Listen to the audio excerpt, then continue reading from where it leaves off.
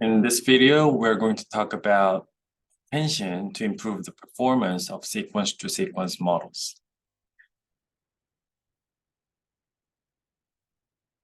In the previous videos, we talked about sequence-to-sequence models to implement machine translation.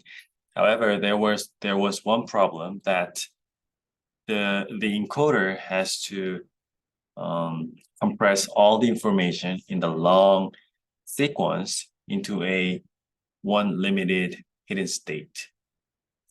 And to solve that problem, there is another technique we can apply, attention. And the way we use attention is when we are decoding, we need to infer or refer to different positions or different information from the input sequence. And attention helps us where to attend at each time step at the decoding stage. Okay, so how do we calculate attention? The mechanism is like this. We first come up with the hidden state of the decoder at current time step and multiply or perform dot product with this current decoder's hidden state with encoder's hidden states independently. So we first calculate the dot product between the first hidden state of the encoder with the current hidden state of the decoder. And we do this process for all the hidden states of the encoder. So another dot product here, another one here, and the last one here. And these dot products let us know how relevant these encoder informations are for current decoding step. Okay. And after that, after we perform dot product to calculate the attention scores, we turn this attention scores into attention distribution. And to get this attention distribution, and as this distribution means, the sum of these distributions becomes 1. And to achieve this goal, we take softmax to turn the scores into a probability distribution. And let's say this might be 0.9 or 0.05, 0.05, 0.05, let's say 0.85, like this. Then at the start, we need to have this information. This is the most relevant information for the current time step of decoder. Okay. And as you can see here, on this decoder time step, we are mostly focusing on the first encoder hidden state, he. And this might mean he. I don't know what this language is. However, this corresponds to he. Okay. And then what we are going to do is perform weighted sum of the encoder hidden states. Because we have attention distributions here, 85. What we are going to do is this distribution times this encoder hidden state, and this distribution times this hidden state, and then sum them all. And then we're going to have another hidden state that is weighted sum of encoder hidden states. And here we have attention distribution here, like this, okay? And what we are going to do with this attention output, use this attention output to concatenate this attention output with decoder hidden state, then use to compute the first output. And we're just giving another context for the decoder. And the encoder doesn't have to compress all the information in the input sequence into a fixed site hidden state, but rather this decoder will on the fly calculate what information is relevant at the current time step. Therefore, to calculate the next hidden state, the distribution might change because the last element of the encoder input state is the most relevant information for the current decoder time step. Okay? And then we do this again and again, and hopefully this distribution gives us the correct context for the current time step. So he hit me with a pi, okay, like this. So this is what an attention looks like. Let me give you another illustration. The input is a sequence and the output is also a sequence. And to calculate the hidden state of the encoders, what we do is feed the current input, this one, and the last time steps hidden state, this one. Then we can calculate current time steps hidden state. And what we did in the simple sequence-to-sequence model, we just used the last hidden state of the encoder as the initial decoder hidden state, S0. That was what we do. And there was a bottleneck because this should contain all the context or information from the input state. However, if the input sequence becomes very long, this could be problematic because this hidden state could be too small to contain all the information of the input sequence. Then what we are going to do is, from final hidden state, we initialize decoder states like this. However, what we are going to do is calculate attention weights, or we calculate alignment score.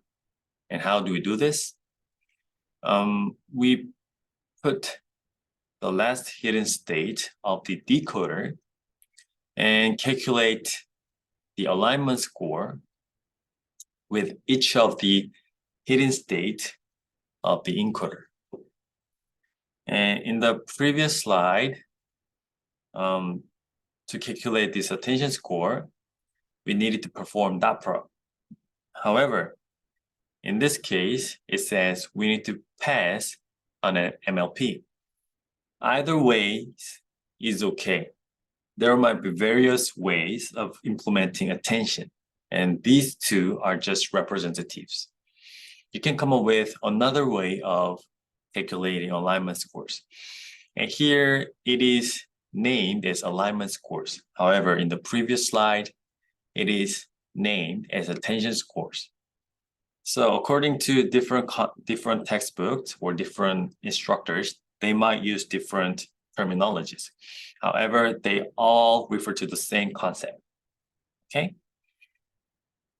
And after that, so these are some alignment scores.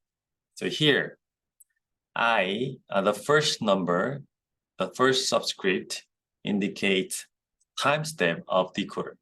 So this one corresponds to decoder, and this one corresponds to encoder's hidden state.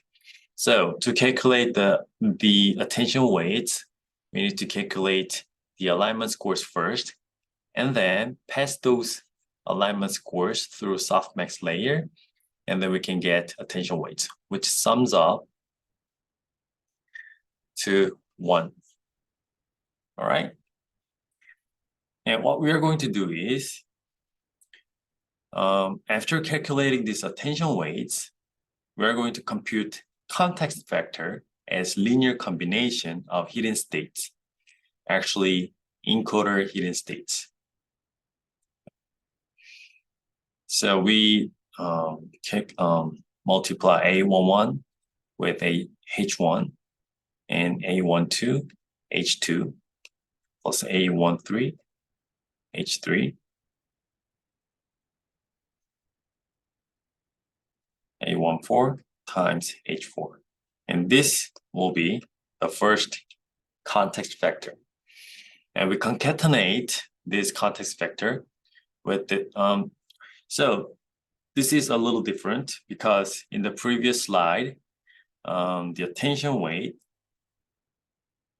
the attention output was concatenated with decoder hidden state. However, in this slide, the context vector is concatenated with the current embedding. As you can see here, there might be various ways of implementing attention. So you can choose whatever you want. And in the implementation session, I'll give you one example of implementing attention. And you can choose whatever you think is the best, okay? So we concatenate the context vector with the current embedding and pass these two values through the hidden state of the decoder and calculate the current output like this, okay?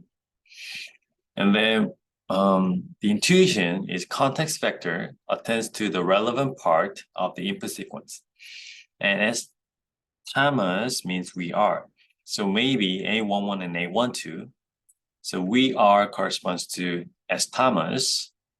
Therefore, the attention weights should be ideally with 0.45, 0.45, 0.05, 0.05. Ideally, attention weights will be like this after proper learning. And this is all differentiable, meaning we need no supervision on attention weights. Backpropagation will learn proper attention weights. This is terrific, right? Surprisingly working well. And we repeat this process again and again. For the second input, a second output, we calculate another context and use C2 to compute S2 and Y2. And here, comiendo means eating. Therefore, this might get quite a lot of attention in these. So here, now, this one is for the second time step of decoder. So the first subscript became 2, and 1, 2, 3, 4 remain the same. All right? So eating might get the most attention. All right. So the motivation of attention for sequence-to-sequence models is using a different context vector in each time step of decoder. And input sequence now is not bottlenecked through a single vector. And each time step of decoder, context vector looks at different parts of the input sequence. That's good. And I told you for machine translation, we need to learn alignments. And learning alignments are quite tricky because there are various types of relations like one-to-many, one-to-one, many-to-one, many-to-many. And in this case, we want to translate English to French. For example, the input is the agreement on the European Economic Area was signed in August 1992. And this French means similar thing. And when we learn a proper attention weight, then this diagonal attention means words correspond in order. So the agreement on the correspond to these 3 words, and they are in order. And when you look at the last part in August 1992, now to 1992, they correspond in order. And attention figures out different word orders like this. So European Economic Area here, zone might mean area, right? And economy, economico, European, European, they are in different order. And attention correctly learns these kind of opposite ordering. All right. And the decoder doesn't use the fact that H1 form an ordered sequence. What does it mean? in the perspective of decoder, it doesn't care about the order of the encoder's hidden states. It treats the hidden states of the encoder as an unordered set. This is very important. This is another motivation for transformers, which we are going to talk about in the later session. And we can use similar architecture given any set of input hidden vectors. Okay, so this is very important intuition. The ordering doesn't really matter. If you use backward RNN, it's perfectly okay because the decoder doesn't care about the order, okay? Okay, let's implement what we've discussed.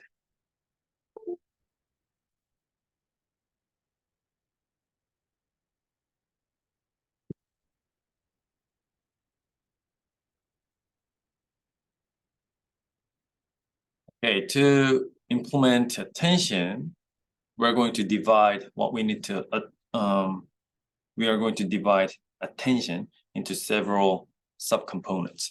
The first one is calculating the attention scores. Here, the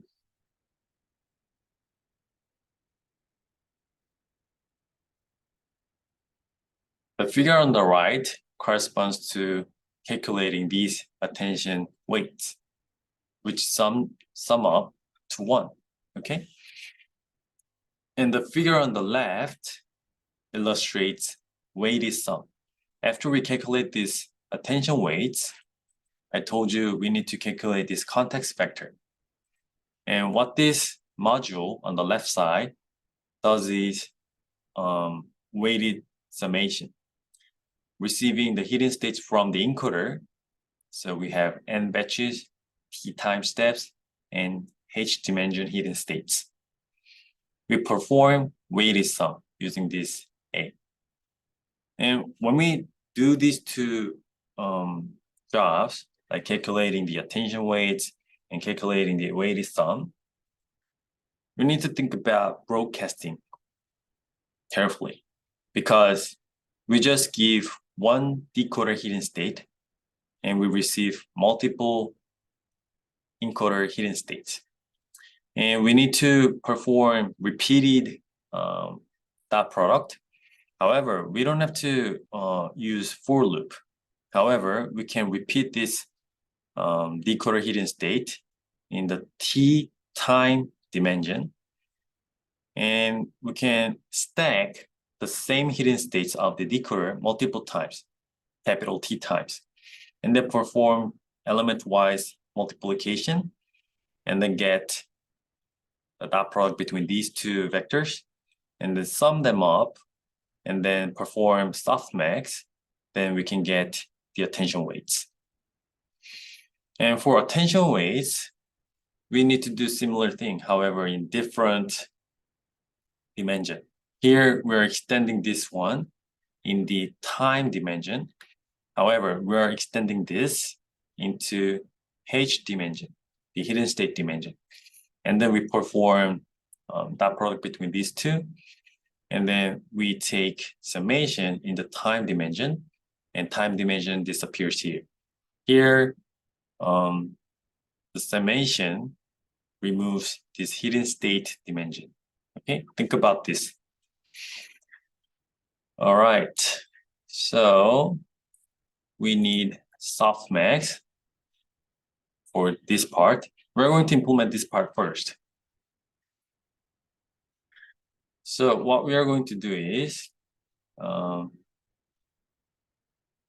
going to implement class attention weight. And then we're going to implement weight sum.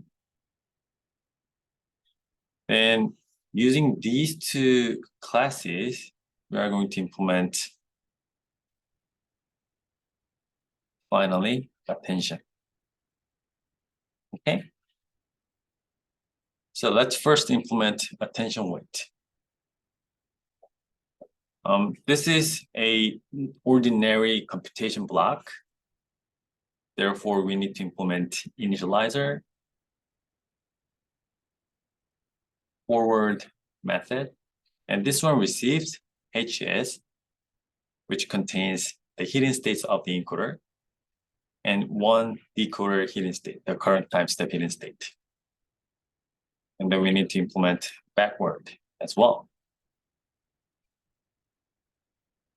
Okay. This attention weight does not contain any learnable parameters. You don't have to learn any parameters here.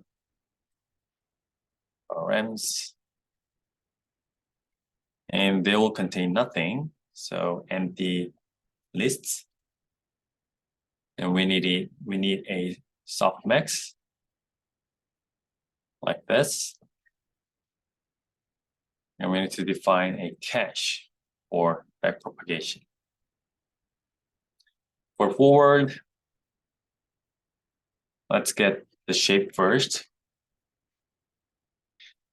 And then we need to repeat this decoder hidden state like this. However, we don't have to do this explicitly because we have broadcasting. And if you want to do this explicitly, you just need to call this repeat method along the axis 1. And then calculate T by performing multiplication between HS and HR. And take sum along the axis 2 and pass through softmax.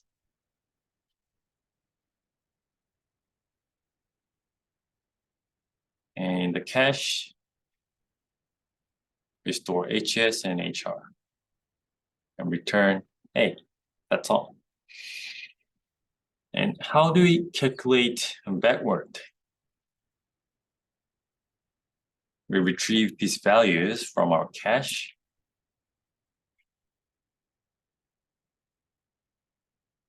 And because softmax was the last layer, we need to go in the reverse order. Therefore, we need to go through softmax layer first.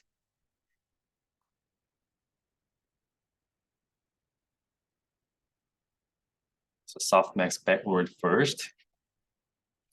And then go through T.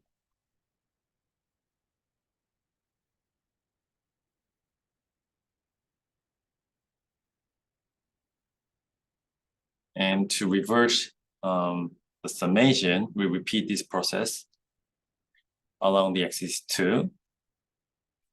And then DHS becomes GT times HR. HS or multiply with HR. Therefore, the gradient for HS becomes upstream gradient from this direction times HR, right? So DT times HR. Similarly, DHR becomes DT times HS. And DH becomes MP sum DHR along the axis 1. And we return DHS and DH. Okay. And using these information and how we implemented these process, think about the left module, which is weight sum. And this is our first TPP exercise. Implement this weight sum module on your own and see you in the next video.